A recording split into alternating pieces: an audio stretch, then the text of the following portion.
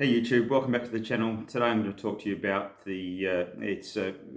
my first sort of impressions on running in this shoe. I've put on about 68, 70 kilometers in the shoe. It's the Mizuno Wave Sky 9. As I said, I've ran nearly 70 kilometers in the shoe now, so I'm going to give you my impressions and my thoughts on the shoe. I wear a size US 11, and I believe in that weight. It weighs 328 grams. The stack height is 44 in the rear and 38 in the front, with a 6mm drop. You don't really notice the 6mm drop. It doesn't feel like a 6mm drop to me. The upper is a mesh type material. It is pretty narrow in the forefoot. It's very tapered through the toes. When I purchased the shoe, I could definitely feel my both sides of my knuckles on my feet pressing against the upper, and I was a little bit worried that it was going to annoy me, but probably over the 3 or 4 runs it has given a little bit, so it's not too bad at all now, so you can't really notice it. It's pretty breathable, the upper. I haven't got any problems with that. I believe it comes in the men's in 3 different colours. It's available in Australia on a selected running stores, and I believe now it's on the Mizuno website. It's been on the Mizuno website from what I've seen for probably the last week and a half. It does come in a wide fitting, so that, look, if you've got wide feet, definitely go the wide fitting. It just comes in a black, I believe. I have wide feet, and I was a bit skeptical when I first bought it, but it does give a little bit, so it's not too bad. My concern, as I said, is that the tape. I'm very surprised. It's a bit bizarre for me why they've tapered the toe box so narrow. I don't know why it wasn't a wider toe box. It definitely could have been that. Moving down to the foam, it's the Energy Next nitrogen infused foam on the top, and a EVA on the bottom as the carrier, and that probably just gives it a bit more stability. I don't mind the dual density foams. I think they're pretty durable that way, so it's pretty good. Outsole, it's pretty durable outsole. It's got the rubber compound, which is a carbon compound, I believe, and it's got it in the right spots. I'm a bit of a heel striker. A little bit on the rear has given on there, and bizarrely a little bit on the medial. On the bottom EVA phone has rubbed a bit. Now I don't know what that's from. I suspect possibly it's a fairly wide platform shoe. Possibly I'm rubbing my left and right shoe together because it seems to be the same spot on both sides. Look, overall the tongue is gusseted. It's pretty thick, really sturdy heel collar. Lots of padding on the inside of the heel as well, so it's a pretty plush sort of a ride. As I said, I've run in this 4 times now. 3 of the runs were about 15-16 k's. I generally run 10 miles, 16 kilometers a day, and then this morning I ran not really a long run for me, but I ran a half marathon. I'm a week finish from the Gold Coast Marathon, so I wanted to open my legs up a bit. It's a bit of it's an enjoyable ride. It is pretty firm. I'll have to admit, it is pretty firm. I thought it might have been a little bit softer with the nature of the compound, but it is pretty firm. It does remind me a little bit of the ASIC Super Blast.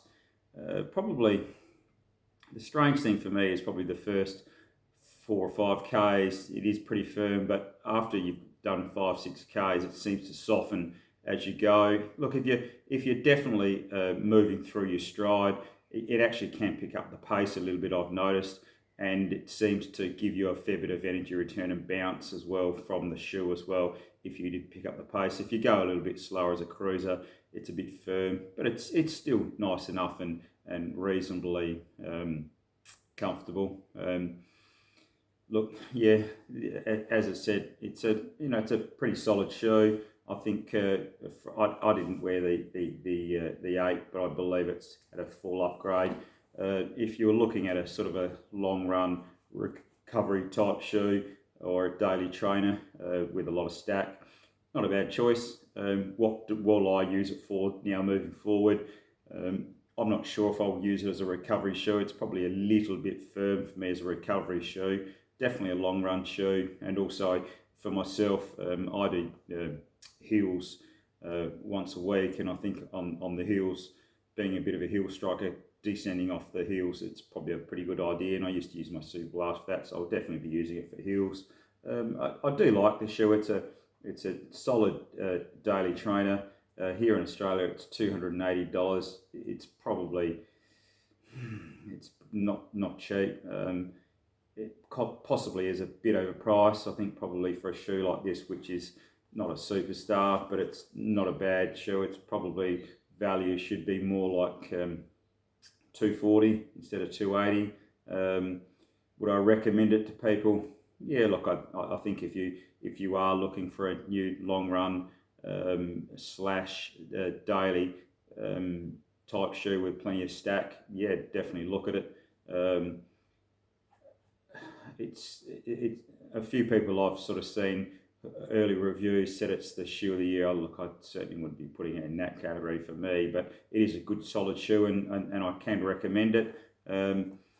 It's winter time here, so as I said, I haven't had any issues with hot spots or anything like that, and also overheating. In summer, would it be a warm shoe? Yeah, I think it probably would be, to be honest. I don't know if I'd wear it too much in summer on the Gold Coast. I haven't run in the wet conditions yet, but it's got plenty of grip, so I suspect it'll be fine in the wet. It's been pretty dry here the last week or so, so no slippage. So it's like a good solid all-round shoe. What would I give it out of 5? I'd probably give it a solid 3.5 out of 5. It's certainly not a superstar, but it's not a bad shoe.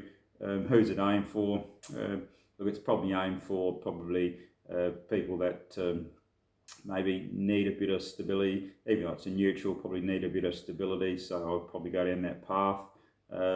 If you think it's like the Neo Vista or the Neo Zen, even though it's got the same top foam in it, think again, it certainly isn't. I've had the Neo Zens, and it was a lot softer than these. But if people wanted to purchase, I'd say, look, definitely go there. As I said, I think it's a bit overpriced for what it is. It's got a reasonable rocker, and as I said, it actually, for a shoe that's got is fairly heavy, you can pick up the pace in it. So I was a bit surprised that it actually can go with you as well. So I wouldn't be using it as a tempo shoe, but I think you can get up to sort of possibly, maybe marathon pace in it and hold it in this shoe. It's an okay shoe. It's no world beater, but yeah, so that's my thoughts on the shoe. I won't review this again. I think I've given you enough information on what I think it is. It's definitely going to be durable.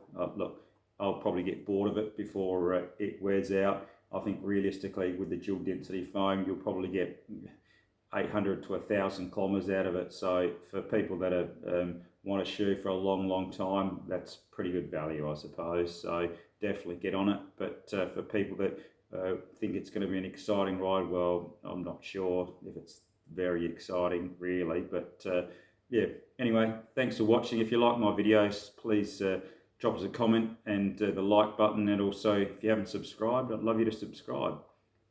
Thanks guys.